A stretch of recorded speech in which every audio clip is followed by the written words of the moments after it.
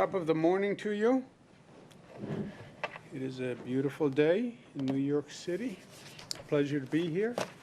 Let me introduce who's with us today. Let's start with on my left, Ms. Molly Riley, Assistant Secretary for Resiliency and Economic Development. She works in the Office of the Governor. To my right, Kelly Cummings, who is the Director of State Operations, Office of the Governor. To Kelly's right, Dr. Howard Zucker, our great Commissioner of Health.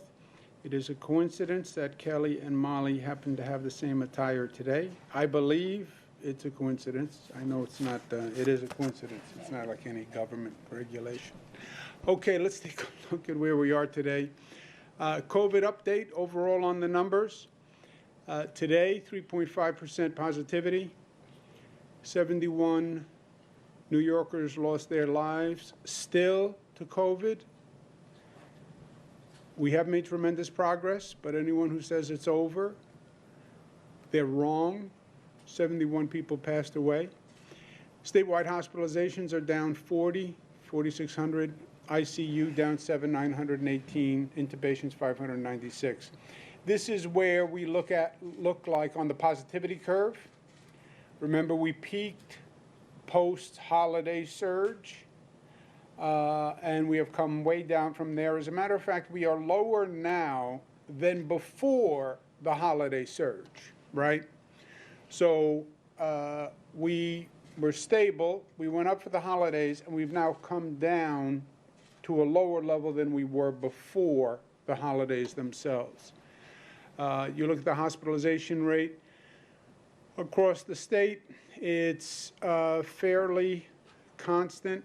Long Island, New York City, but fairly constant. The positivity rate, Long Island and Hudson Valley. Long Island has been had a high positivity rate for a period of time now, and so has the Hudson Valley. This makes the point again. It is up to us. It's up to a community's behavior. Why do you have the Southern Tier at 0.6 and Long Island at 4.3? Same state, same weather, same climate, same basic demographics. Southern Tier 4.6, Central New York 0.9, Mid-Hudson right next door 4.7. It is the action and the behavior of that community. In New York City, 4.5% in the Bronx. That's actually good. The Bronx was highest for a while.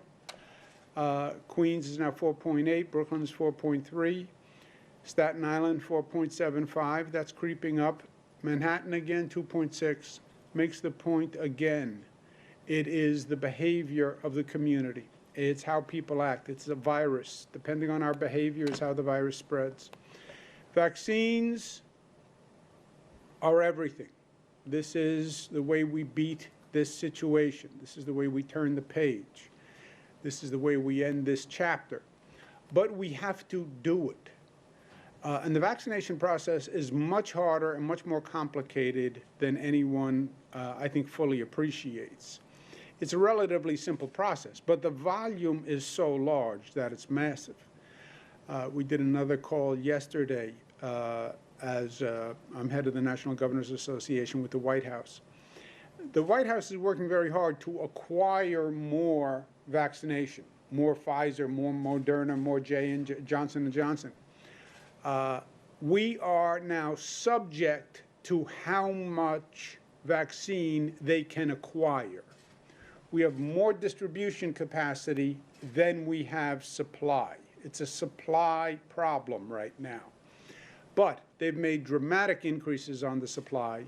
They are promising more dramatic increases on the supply, and will then have the distribution network to do it. Right now, we did about 8 million shots in arms. Just for relative purposes, we have about 15 million eligible New Yorkers. We've done about 8 million shots in arms. 5 million, at least one dose. 2 million, close to 3 million fully vaccinated. The main focus is vaccinate, vaccinate, vaccinate. This is a logistical nightmare. Government has never operationalized a task this large. This is dealing with literally thousands of providers all across the state who have to get the vaccine delivered, who have to know guidelines, safety checks, etc. So it's a massive undertaking. April, May, June will be, the focus will be vaccination, vaccination, vaccination. The government side is operational, organizational. The citizen side is you have to come and get it. You have to come and get it. We have to talk our way through this distrust, etc. But that's what April, May, June are going to be about. We're also focusing on the equity in vaccinations. The vaccination rate among the black community is still lagging. The vaccination rate among the Hispanic community is still lagging. We pointed this out very early on, and we're working very hard to deal with that equity, but that's going to be an ongoing issue. And while we're vaccinating, because these are complicated times, at the same time, we have to be doing an aggressive rebuilding of New York. COVID is going to decline. Knock Formica COVID continues to decline. More people vaccinated, we get it under control. Okay, now you have to bring New York back. New York is not going to self-remedy. The economy is not going to come back on its own. It doesn't automatically inflate. It is going to be dependent on what we do. We have to rebuild New York. We have to stimulate the economy. The public sector has to stimulate the private sector. And it is going to be a function of how good we are at doing that. We have to rebuild New York comprehensively, holistically. Physically, we have to rebuild New York. Economically, we have to rebuild New York. We have people who have been out of jobs, who haven't had funding, who are in debt. Socially, we have to rebuild New York. We have to reconnect with people. Organizationally, we have to reconnect. So this rebuilding is on many ways on an existential level. This is something that we have never done before. We had a taste of it post 9/11, where we were traumatized, but nothing like this trauma in many ways. You have school children out of school for a year. What does that mean? You have people isolated. Dr. Zucker and I were talking about it this morning. The mental health issues that go with this, the trauma issues that go with this. But what is life about? You go through situations in life. You go through difficult situations in life. Things happen. Health problems happen. Family problems happen. Things happen. The question is, do you weather it, do you learn, and do you grow from it? And that's going to be our question with COVID. Now, disasters happen. I worked in the federal government before the state. I worked on federal disasters all across the nation, all across the world. Disasters happen. Floods happen. 9/11 happened. But you should learn from it when it happens. Disaster preparedness is basically a new, relatively new field for government. We talked about it for a long time, but until we've really had these disasters, we didn't appreciate it. We had Superstorm Sandy. Who ever heard of a superstorm? Who ever heard of flooding downtown Manhattan and flooding Queens and flooding Long Island and the Hudson flooding all the way into the Hudson Valley? Nobody ever heard of that before. We went through it. We learned from it. We are different because of it. Driving in today, went through the Queens Midtown Tunnel. Those two large brass doors made by a submarine company so that you close the doors, you seal the tunnel so it can't fill with water. Who ever heard of worrying about filling the tunnel with water? Nobody, until after Superstorm Sandy. Pumping stations all across the MTA now to pump out subway systems. Coverings for every subway opening now. Long Island building the electric grid above ground so when you have a flood you don't short out all the transformers. This is all post-Sandy world. Post 9/11 is a different world. From a security point of view, we changed dramatically.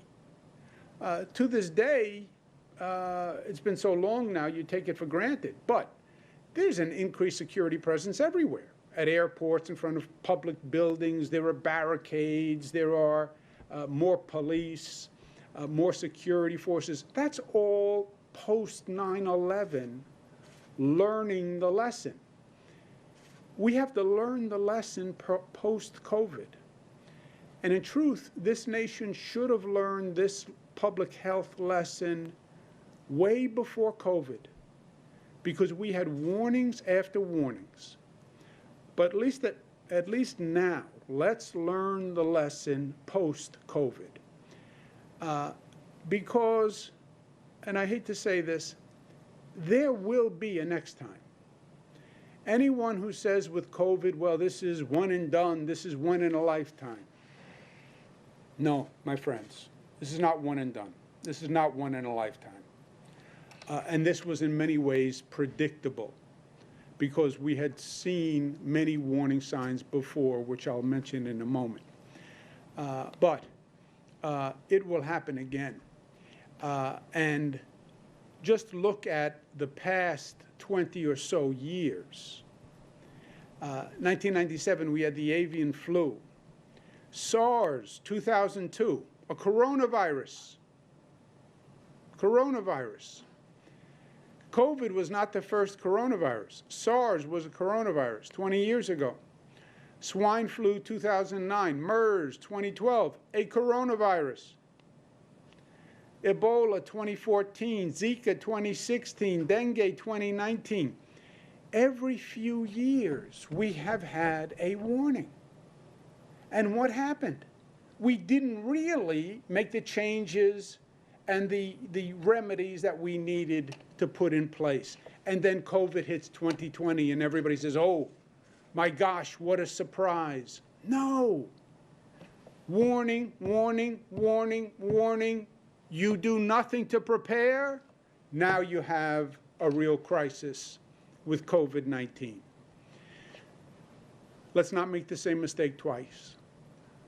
Let's make the lesson, the changes to our public health emergency management system. We need an emergency management public health capacity that is much more sophisticated and operational than it is today. When we talk about emergency management now, we talk about it in terms of natural disasters. We talk about it in terms of floods, etc. We talk about it in terms of security needs. We have to get serious about a public health emergency management plan. Look at all the things we had to scramble to do and do on the fly here in New York. An emergency medical staff to come in because we needed more nurses and doctors. We had to have the hospitals work as a system so we could balance patient load. That we had to design on the fly. We didn't have enough PPE. We didn't have enough masks and gowns. We didn't have enough manufacturing capacity for PPE. We didn't have enough testing capacity. We didn't have enough Q-tips for testing capacity. We didn't have enough quarantine facilities. They weren't set up. We didn't have enough laboratories to test the results once we found enough Q-tips to take the samples. There was no contemplation of how you regulate the borders and test people coming in to see if they're sick. We're still not, as a nation, testing people what I believe is a sufficient degree to make sure they're not bringing in variants from other nations. This is now an international complex. We know that COVID came in through the airports. We need a testing mechanism that's run by the federal government that protects our borders. And citizens have to be better prepared. I, as a person, have to be better prepared. You, as an individual, have to be better prepared. New Yorkers have to be better prepared to protect themselves and to be in a position to assist others.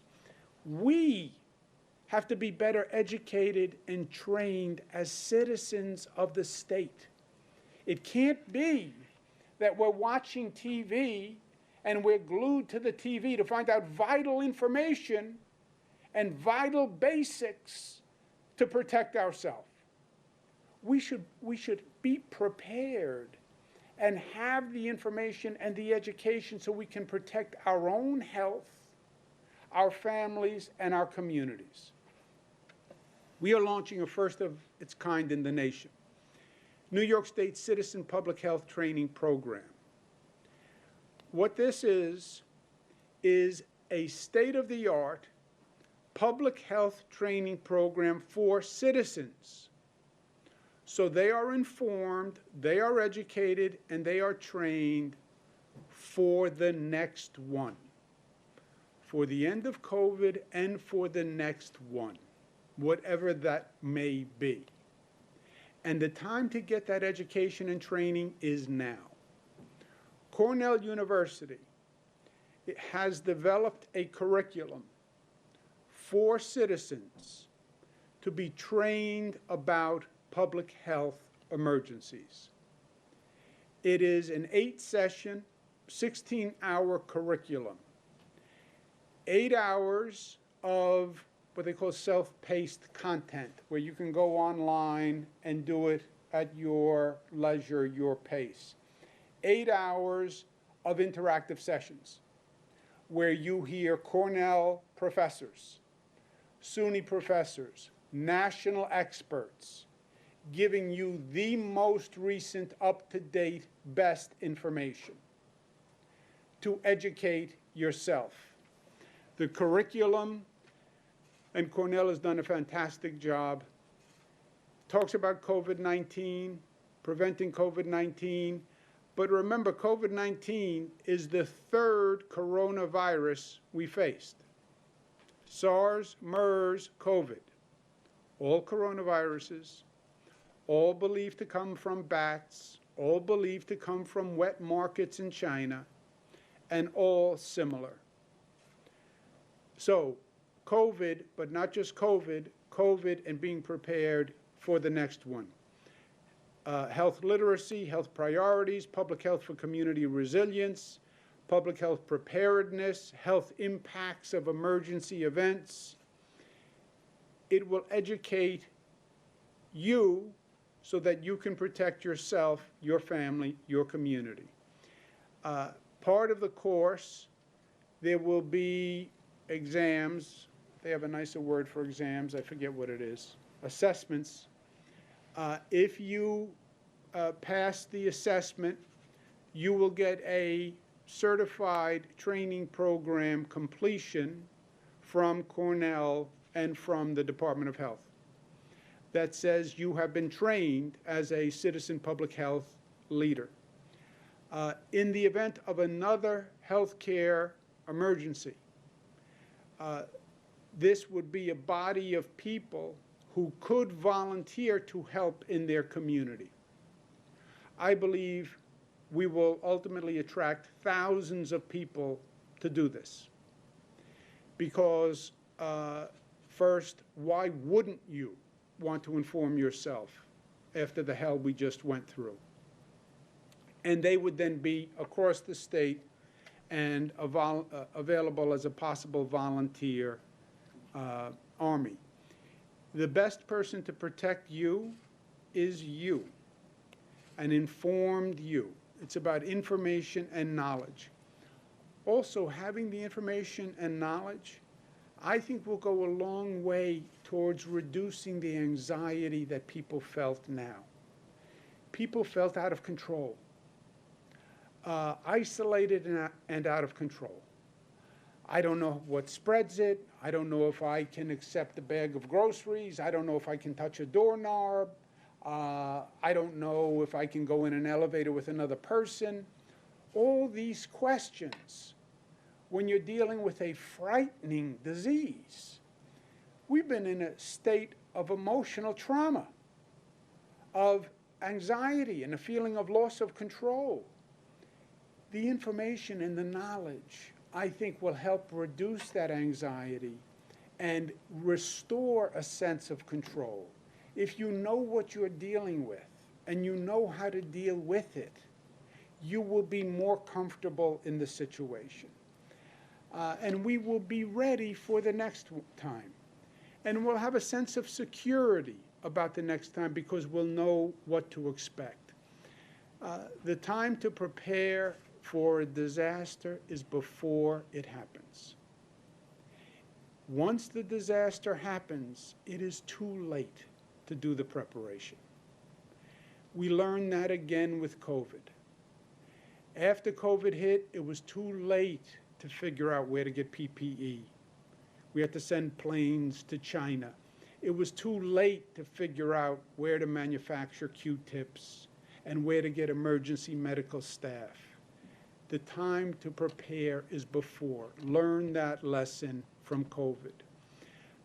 This course is totally free. It is a Cornell course. If you had to go to Cornell and pay for this education, it would be very expensive. It's online, it's free, you take an assessment, you get a completion, gives you a sense of knowledge, gives you a sense of control, and puts you in a position to protect yourself and your family and your neighborhood, and God forbid there's another emergency, you could volunteer to help. We're joined by Dr. Lauren Warnick from Cornell University. I can't thank you enough, Doctor. I know this was an unusual request. I believe that we are the first state in the nation to do this. We're going to make the curriculum available to every state because I think educating our citizens about this is going to be vital, because let's be honest, most of COVID was about educating citizens about how to act and how to behave. Wear a mask, right? Was basic public health information. Wash your hands, how it's transmitted. This was all basic public health information that we were imparting to the public. If the public had known these things before, it would have been much easier to deal with this situation, and the anxiety would have been lower. And frankly, there would have been less politics involved because there would have been more knowledge and more science involved. You have been phenomenally cooperative. Cornell University is a great state asset. But you did a great job, a great curriculum. We've had many people go through it already. Everybody's impressed. And this is one of the public services, Doctor, that I think is going to make a real difference and a great part of the legacy of Cornell and New York State. So thank you very much, and thank you for being with us today. Please. Yeah, thank you.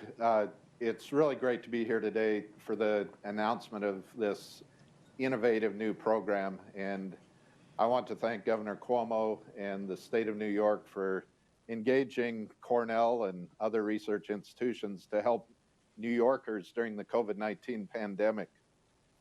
We at Cornell are really honored to be a part of this effort by developing the Citizen Public Health Training Program that's being launched today. And it's really exciting to see this being offered. The course will be available to any New Yorker. It will allow citizens of our state to learn from Cornell educators and to become public health leaders for their families and communities. As was said, the curriculum was developed by faculty at Cornell. They drew on expertise in our Master Public Health program and from other departments around the university focused on health communication and community engagement. The course uses the eCornell online learning platform, so that makes it accessible in any location. There's 4 different learning modules that can be done in sequence, and the material will help people understand the principles needed to respond to COVID-19, including prevention and vaccination efforts. And these modules also motivate participation in personal and community health promotion. And this will in turn help build preparedness for future health emergencies. Our goal is to increase the understanding of social and environmental determinants of health and to improve public health in New York State. With so many informed and motivated citizens, New York will be better prepared to confront challenges that impact health, and these range from equity and sustainability to food and housing insecurity, and much more. I want to recognize the excellent work of the team from Cornell, from Northwell Health and state government who worked together to design and develop this outstanding program. And I speak for all of us here at Cornell University in saying that we're excited to be part of what's really a historic effort to help, first of all, stop COVID-19 and then support future public health needs. So thank you very much. It's great to be with you today. Thank you. Thank you, Doctor, and please thank everyone at Cornell on my behalf. Thank you very much for being with us. Certainly. I'd also like to thank the team at the Department of Health who worked very hard on this, Dr. Zucker, and Kelly Cummings and Molly Riley, who really spearheaded this effort for us. I encourage everyone in the state to take this course. Being informed, having knowledge, having information, reducing that anxiety so that when, God forbid, the next one happens, there's not that same panic and tightness in our chest. I expect another pandemic. I expect it. You look at that timeline, every few years there was something. I expect another one to happen. I expect another one to happen in the next few years, or a COVID variant, or a mutation from COVID. I expect it because that's what history tells us. Let's be better prepared. Let's be better informed.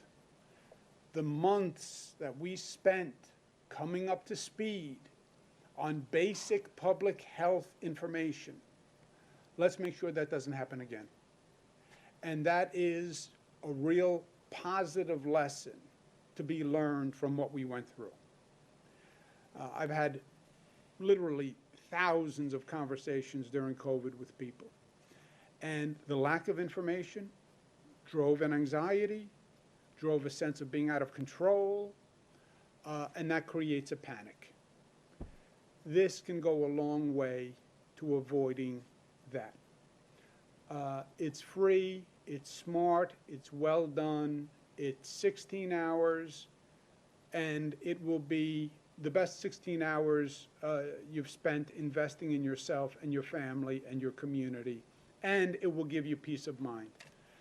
So it's very well done. Please enroll, and we have enrollment open throughout this month. It's part of rebuilding, but it's only part of rebuilding. And as we move into rebuilding, I want people in the state to think about rebuilding as a state of mind. I was going to do a song about that, but somebody beat me to it. But rebuilding is on every level. We went through a traumatic crisis. We're rebuilding from a traumatic crisis that was physical, that was psychological, that was economic. And think about rebuilding and growing and learning from that trauma. And how do you come from that trauma and come out better? Think about reopening and what that means, recovering physically, economically, socially, reimagining a different place. There's now Zoom. People have had a totally different lifestyle for the past year. We're not going back to where we were. You don't put Zoom on a shelf. It doesn't go away. And you don't want to forget the experience. You want to learn from the experience and reimagine what we can be with what we have learned. There's a physical reconstruction to this. There is a reunification. What does it mean when all these fraternal organizations didn't have a chance to meet? Community groups that didn't meet, social groups that didn't meet, sports teams that didn't meet, kids that didn't go to school and participate in all those social activities. A reunification of the body politic and a total rethinking. We went through the unimaginable. Nothing is now unimaginable. So rethink what we could do, what we can be. And let's show signs of progress and hope. It has been a dark winter, a dark COVID winter, an isolated, frightening, traumatic winter where we were locked up indoors, isolated. You know what? Spring is here. Spring is a season. Spring is an attitude. Spring is a philosophy. It's rebirth. It's renewal. The sun is back. The flowers will bloom. Rebuild, renew, rebirth, and show positive signs of progress. New Yorkers have been traumatized. New Yorkers are worried about New York. What's going to happen? Are we going to come back? Are we going to be okay? Of course we are. And let's start not just building it and doing it, but showing it. Great example, the Hudson River Park. Hudson River in Manhattan, Manhattan's west side, was at one time a manufacturing back door, like so many cities.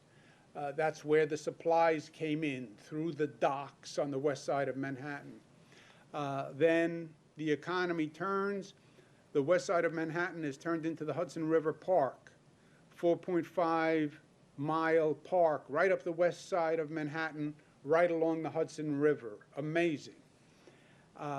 One piece was left out, a pier called Pier 76, which is now in a very critical area for us because it's a part of the city that we want to do significant redevelopment as a sign and an engine for economic stimulation. But Pier 76 was left out. And 20 years ago, government said the city of New York shall use best efforts to relocate the tow pound on Pier 76. Pier 76 was turned into a tow pound where they left towed cars. And 20 years ago, the city was going to change the use from a tow pound and make it part of Battery Park, part of a public park system. They've talked about it for a long time. This is a New York Post op-ed by then Councilman David Yaski, now Director of Policy for me, 2003. He's writing about what a waste of space and time it was. Last year we passed a law mandating that Pier 76 be vacated and turned over to the Hudson River Park Trust. And I want to thank the legislature very much for passing that law, because that's why this has finally happened. Pier 76 is going to be a fantastic piece of real estate. It juts out into the Hudson River. It's 725 feet long, 300 feet wide. It's right on the side of the existing Hudson River Park. It's the size of 4 football fields, believe it or not. We're now going to convert it into a public park space. It was a pier built in 1964. So it's really a pier built at the end of the manufacturing period. And it was for loading barges and storing containers. But it was built really at a time when New York City was moving away from that. And you see how spectacular the location actually is. It's probably one of the most valuable pieces of real estate in Manhattan with its location. It's also especially important for us right across from Pier 76, that low white building you're looking at, that's the Javits Convention Center. What we're going to be doing today, literally, is stripping down the toe pound, taking the roof off, taking the sides off, and just leaving the steel frame and turning it into an open space for the west side of Manhattan. Whenever government talks about doing a project, the important question to ask is always, when will it be done? Specific date, please. It is under construction now as we speak. It just started, and it will be completed for this summer. Ambitious schedule, but we think we're going to make it, and we believe it can be open as early as June 1. It's going to be architecturally interesting because it has the steel skeleton, if you will, that will remain, that was constructed in the 60s, but it will be entirely open and a great passive recreation area. This is an interim step for the pier. It will be used as a recreation open space now, but the Hudson River Park Trust will then start a series of planning meetings, community meetings, et cetera, to come up with a long-term redevelopment plan for the pier. You see that it's an essential component to where we are focusing our energy and our reconstruction, starting from the east, which is my right, and I think you're right. Empire Station Complex is rebuilding of a new Penn Station. Part of that is the new Moynihan Station, which was just redone. Part of that is rebuilding the old Penn Station. Part of that is building a new terminal to the south, what they call the 780 block, but an entirely new mass transit system. More tracks, more capacity, more mass transit. You then have an extension of the High Line, which is a great tourist attraction and just a great asset for the community itself. New affordable residential commercial, second High Line North connection. We're expanding the Javits Center to make it the internationally competitive convention center to bring back shows, and Pier 76 will be part of that. So when we talk about rebuilding and not just waiting for an artificial reinflation of the economy, but actually showing people progress and showing people the future, this is a big component of it. Last point, the state budget is due April 1. In the world of COVID, nothing is easy. COVID has even complicated the budget process. As you know, I am obsessive about getting the budget done on time. We have gotten the budget done on time every year that I've been governor. That never happened before. We've done it for about 10 years. You have to go back to a different time in history where the state actually got the budget done on time. It used to be an annual folly where it was late and it was always hyper-politicized. So I've been obsessive about getting the budget done on time, April 1. I am also obsessive about COVID and public health. So I have competing obsessions. Obsessed on getting the budget done on time, obsessed on fighting COVID. Competing obsessions, it sounds like a medical condition. I'm going to see a doctor on competing obsessions. But we do have COVID complications with the budget. Speaker Carl Heastie announced yesterday that he tested positive for COVID. He's going to be just fine, I'm sure. He had already had received one vaccine. He was waiting for his second vaccine on a 2-shot vaccination. Dr. Zucker and I discussed it. After you have even one shot, your first vaccine, it tends to help the severity of the illness if you get it. And the speaker is young and the speaker is healthy, so we're sure he's going to be fine. But that will then trigger quarantine measures for staff that he worked with. And it is going to complicate the budget process. The way the budget normally is done is in group meetings, literally negotiation sessions that I'm involved in that go on for days with us in a room, and then dozens of negotiating sessions for different parts of the budget with 10, 15, 20 people in a room. That is not going to happen this year. We're going to try to get it done April 1, but I'm not going to risk public health to get it done April 1. And we'll see where it goes. Top priorities for me in the budget: legalize cannabis. I just had a discussion this morning with someone. We've been trying to legalize cannabis for 3 years. I failed every year. We're close, but we've been close 3 times before. If we were playing horseshoes, we'd be in good shape. But this is not horseshoes. You either get it done and sign a bill or you don't. I understand there's an opposition to legalizing cannabis, but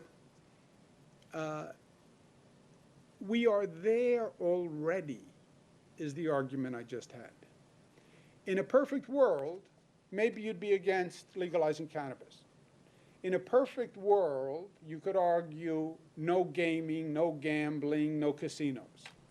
We don't live in a perfect world. We didn't have casino gaming. I know, but it was in New Jersey. And it was on Native American reservations. And it was in Connecticut. So yes, we had casino gaming, just not in this state. So people drove to New Jersey or Connecticut or to a Native American reservation. We have passed the point of legalized cannabis. It's in New Jersey. It's in Massachusetts. To say we're going to stop it is not an option. It is here. The only question is, do we regulate it here? Do we gather the revenue here? Or do we have people driving to New Jersey, which is right there, or to Massachusetts if you're in the northern part of the state? But it is here. This year, we have to get it done. And getting it done by the time the budget is passed is essential. We are close, but we've been close before. This is getting it over the goal line. And those last few inches tend to be the toughest. But that's a top priority. Public safety reforms are a top priority. You want to talk about bringing New York City back. Yes, economic issues. You know what else I hear right after economic issues? Crime. Crime. For an area to recover, the area has to feel safe, and people have to believe it is safe. We've had rising crime in New York City. Not just New York City, cities across the state, cities across the nation. We have tension between the police and the community, not just here in New York, all across the nation. After the George Floyd killing, it erupted nationwide. In some ways, good. Good. It's a crisis. And it exploded. And the tensions between the community and the police now were visible for all to see. Fine. Resolve them. Don't ignore them. Don't deny them. Resolve them. Because the tensions are still there. The community still lacks trust in the police. The police still feel misunderstood and mistreated by the community. This is not a situation where we can get a divorce, right? We need public safety. And public safety doesn't work unless you have a relationship of trust with the local community. Every locality has to go through a collaborative process where they heal the divide and they come up with a public safety plan that keeps people safe. The rates are up.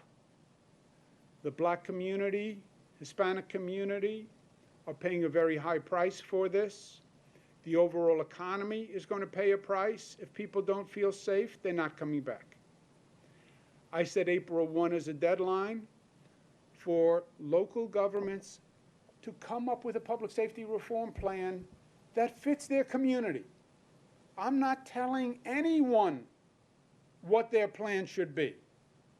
Whatever works for Buffalo works for Buffalo. Whatever works for Nassau works for Nassau. Whatever works for New York City works for New York City.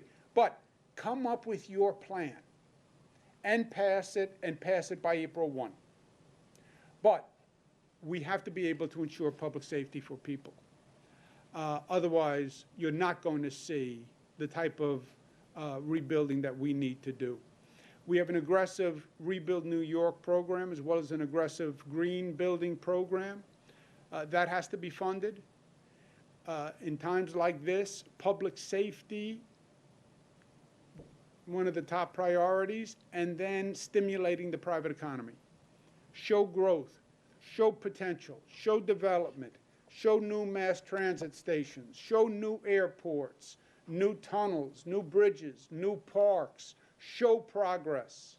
That's our rebuilding program. And show the most dramatic transformation to renewable energy. And that's our green rebuilding program. That has to be funded. Universal broadband, affordability and accessibility. You need both. Too many children were left behind when education went remote, and too many of those children were lower income, black children, Hispanic children, poor children who were left behind. Now is the time to do it. We need to provide comprehensive rent relief. We have to do it intelligently. We want to make sure there's no fraud, but people need rent relief, and small landlords need rent relief, and we have to reform our nursing home programs.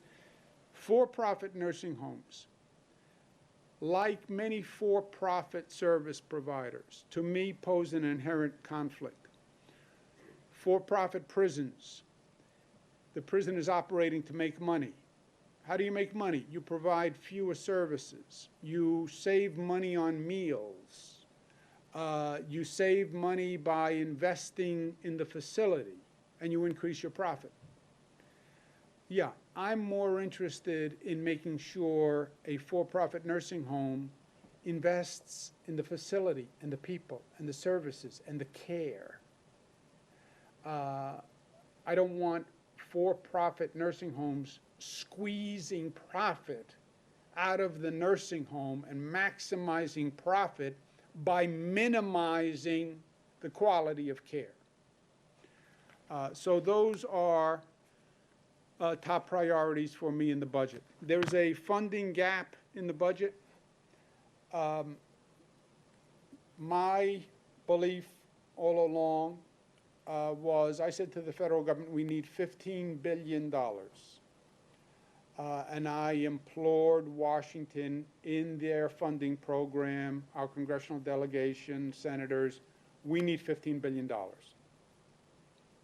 $15 billion would allow us to restore everything that was cut and address the new needs that COVID presented, right? It's not just about restoring the budget. You now have a rent problem, an economic development problem, et cetera. I said we needed $15 billion. The federal government rent relief to the state provided about 12.4 to 12.6, depending on how you want to count it, billion dollars. So there's on my estimate, there's about a $2.5 billion gap that is left. The legislature has a larger gap in their budgets. So there's a funding differential also that's part of the budget. But for me, having a budget that accelerates reconstruction, rebuilding, rebirth, learns from COVID, public safety, because we're not bringing back New York without public safety, and then legalizing cannabis, which should have been done 3 years ago and should have been done 2 years ago. It's like casino gaming. It's like legalizing marriage equality. I believe New York is the progressive capital of the nation, not just because we say it is, but because we perform that way. And legalizing cannabis is this year's priority, to be the progressive capital of the nation. We won't be the first, but our program will be the best. The goal of all of this, create a New York post-COVID that is better than any New York before. We are better for Superstorm Sandy. We are better for 9/11. We paid a terrible price, but we learned and we grew. And the same thing has to be true of COVID. We paid a terrible price on many levels, but life is about learning and growing and being the stronger for it. And we will, because we are New York tough. And that's what New York tough means. Resilience is part of it. Being smart and understanding the challenge that lies ahead, to be united in that challenge, to be disciplined and focused, and not to let life knock you off track, and to do it with love in your heart. That's our plan, and that's what we will do. Let's take some questions. Thank you, Governor. If you'd like to ask a question, please use the raise hand function at the bottom of your window. We'll take a moment to compile the Q&A roster. Oh, we're joined by special guests who have joined us just for the question and answer period because they're busy otherwise. And they're working on the budget, so they didn't have time to join us this morning, but I'm glad they did make time for us during the question and answer period. We have Robert Mejica, who is the budget director.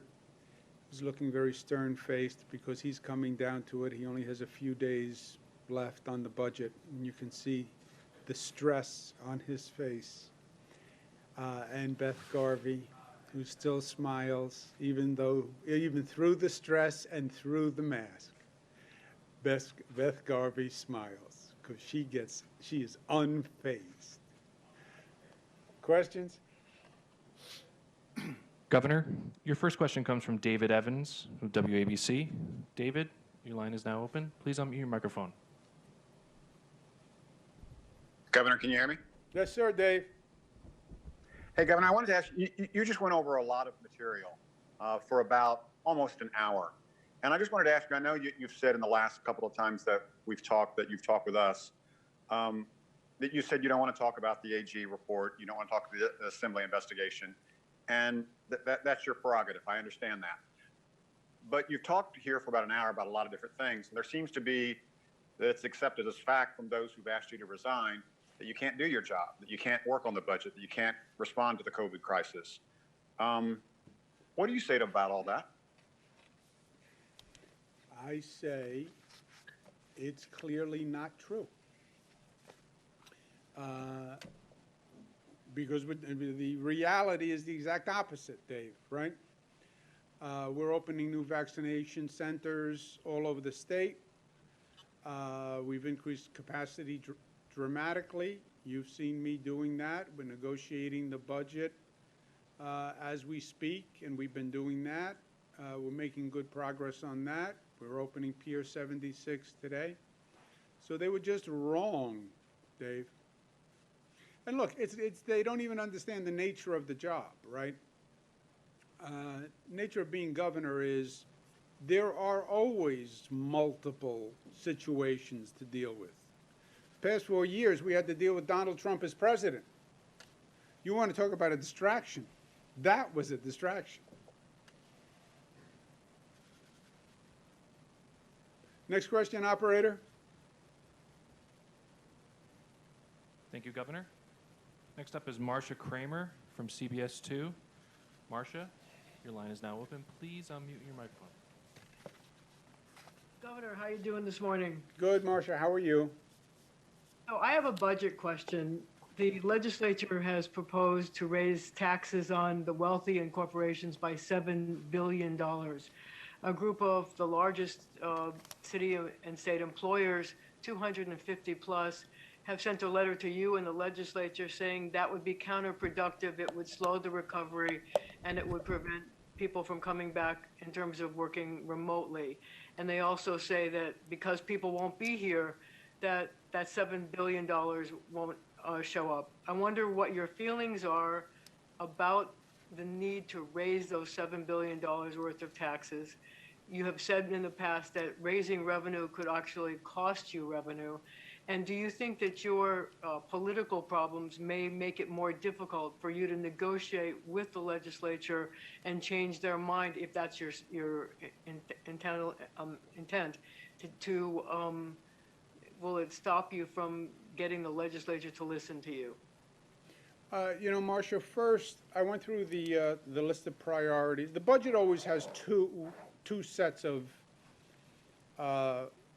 concerns, right? Because a budget, we use the word budget, it's not really a budget, it's really an action plan. So in that action plan, there are always what they call policy items and then just financial issues. To me, the action part of this budget, the reconstruction, the green transformation, the new public facilities, cannabis, broadband access, showing a new New York, showing a way forward, public safety reform, because you want to talk about 250 business leaders saying they're worried about taxes. You know what their second worry is going to be? Crime. Crime. And you know it better than I, Marcia, because you're out there all day long talking to people. So that rebuilding agenda is very, very important to me. Cannabis is not just social equity, it's also revenue for the state. On the pure numbers, by the numbers that I have said for months, we have about a $2.5 billion gap from what the federal government provided. The legislature, you're right, has a much larger gap at about $7 billion. The budget process and the budget negotiation is always the same. It's not really a political, you know, we both have the same legal options when it comes to a budget. The Assembly and Senate has certain legal rights. I have certain legal rights.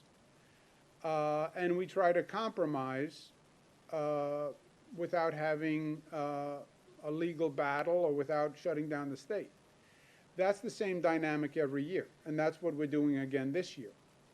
So you have both policy items, if you will, that I'm very focused on, and then you have a numerical differential on the financial need.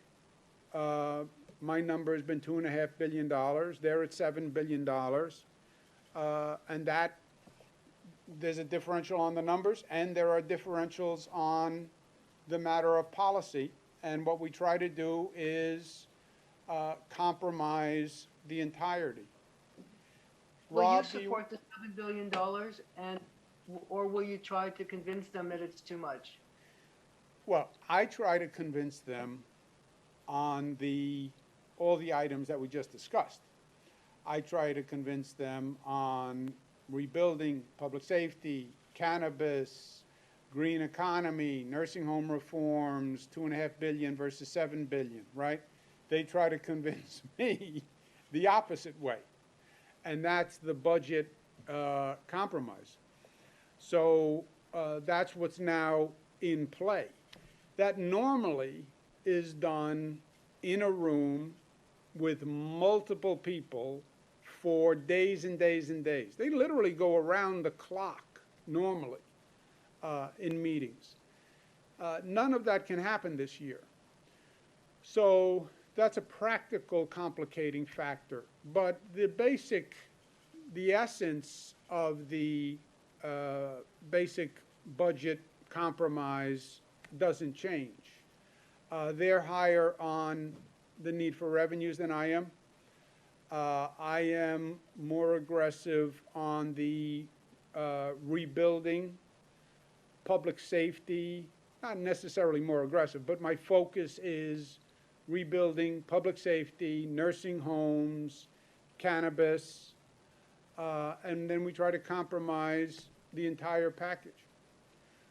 Rob, do you have anything to add to that, or you, Beth?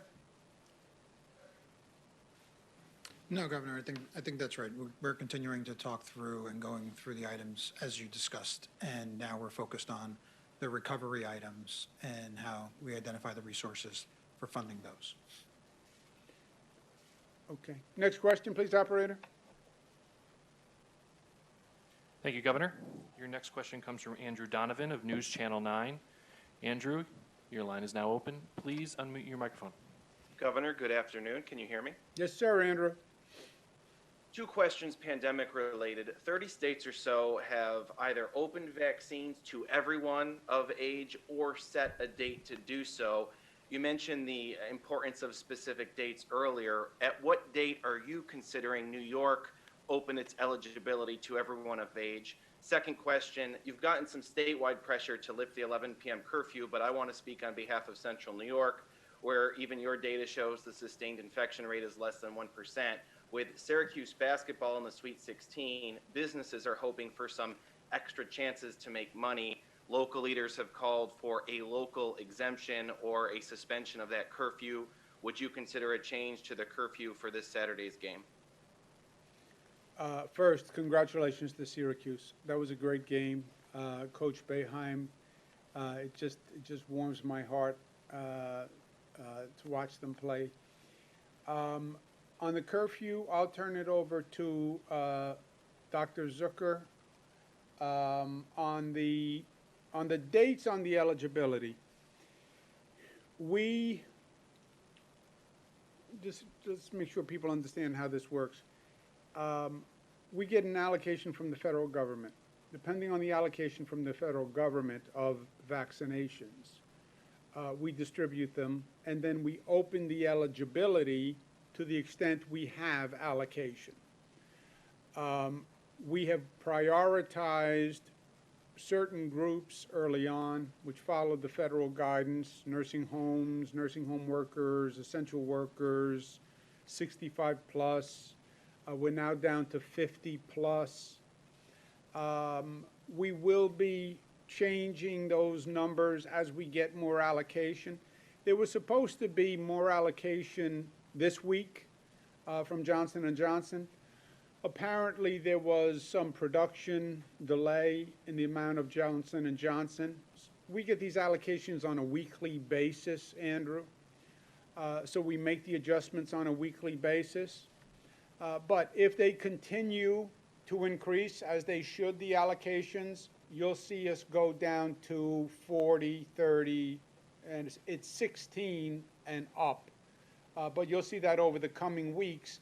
It's gauged to how much allocation we get. And then it's just a mathematical equation. Dr. Why have Zucker, so many states been able to set dates specifically for everyone? Well, they are projecting forward on what the federal government will provide. You know, we're sitting here not even in April. Some states are saying in May, this will be our eligibility.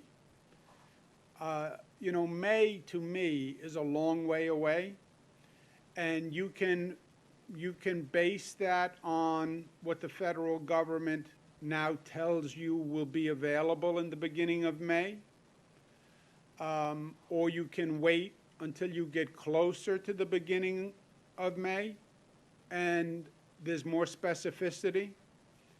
And I just want to make sure that the allocation projections that we're getting from the feds are right, frankly. I don't want to say we're going to open up to 30-year-olds in 3 weeks, and then something happens with the allocation, like it happened this week, and then I say, whoops, sorry, because a lot of this is out of our control. But you could project through April, through May, and come up with dates based on allocations. I'd rather get the specific allocation number and then tell the people of the state, so we don't have to change advice, and we don't create pandemonium for the scheduling session, for the scheduling operation. Dr. Zucker? Regarding that, we are reviewing this request, and we want the team to win, but we also want people to be safe, and so we're looking at that to be sure that whatever decision we make sure that the fans are safe. The similar question came up in Buffalo when we had the Bills. Yes. We But held we back. are actively looking at it, Andrew. And I understand Rob Mejica has also been looking at it, and we're looking at the data. I join you in the desire to do it. If we can do it safely, we will. Next question, operator. Thank you, Governor. Next up is Morgan Mackay of Spectrum News. Morgan, your line is now open. Please unmute your microphone. Hello, Governor. Thank you for taking my question. Hi, Morgan. First, Governor, how are the women who have come forward accusing you of sexual harassment and still in your employ being protected? And second question, you said a few weeks ago that you would be releasing what the state turned over to the Department of Justice when it comes to the nursing home data and documents. This has not happened. Can you make a commitment to do so today? Thank you. Yeah, in terms of the review, as I said a number of times, the Assembly is doing a review, the Attorney General is doing a review, and we're cooperating with that review, and I won't have a comment on it, and any conditions they have on that review are being followed. On the Department of Justice, I said that I wouldn't have any issue with turning it over. I don't know what the Department of Justice said, and I don't know what the legal issues are, if there's been any update. Beth, do you have any update on that? Governor, we're continuing to review with outside counsel on that one. Okay. But Governor, they're the two women that are still in your employ that have accused you of sexual harassment. How are you guys taking steps to protect them? Are they working from home? What are you guys doing to help protect them? There are rules. Beth, you want to go ahead? Yes, please, Governor. So certainly every individual who comes forward and makes a complaint is protected from retaliation. And we are taking measures to ensure that that occurs in this case as well. And any further comment as to the specifics would be inappropriate at this time. Yeah. But Morgan, Beth's point is there are rules and conditions about how people who make complaints are handled, and we're following those. Operator, you want to take one more, please? Thank you, Governor. Next up is Paul Leota of the Staten Island Advance. Paul, your line is now open. Please unmute your microphone. Good afternoon, Mr. Governor. Thank you for taking my question. Speaker Heastie just tweeted that his COVID diagnosis won't affect budget negotiations. So I just wanted to ask why you tried to connect the two. Oh, I'm sure his COVID diagnosis won't affect budget negotiations. We're going to have the same negotiations. There will be not just his diagnosis, but COVID itself. You can't put the same number of people in a room and have meetings. You know, Zoom only goes so far. And part of the speaker staff will now, by regulation, Department of Health regulation, they'll be quarantined. We want to protect his staff. I want to protect my staff. I want to protect Senate staff. So I think there will be practical complications just in that you can't put people in a room and you can't meet. We're going to have the same conversations, but it's practically much more difficult. That's my only point. It's not even the speaker, by the way, because the speaker himself, could be on a Zoom or just do this from home. It is the staff level more than anything else, and not being able to have 15 meetings going on with 10 people in each meeting. That complicates it. That practically complicates it. But COVID complicated that anyway. Okay, thank you very much.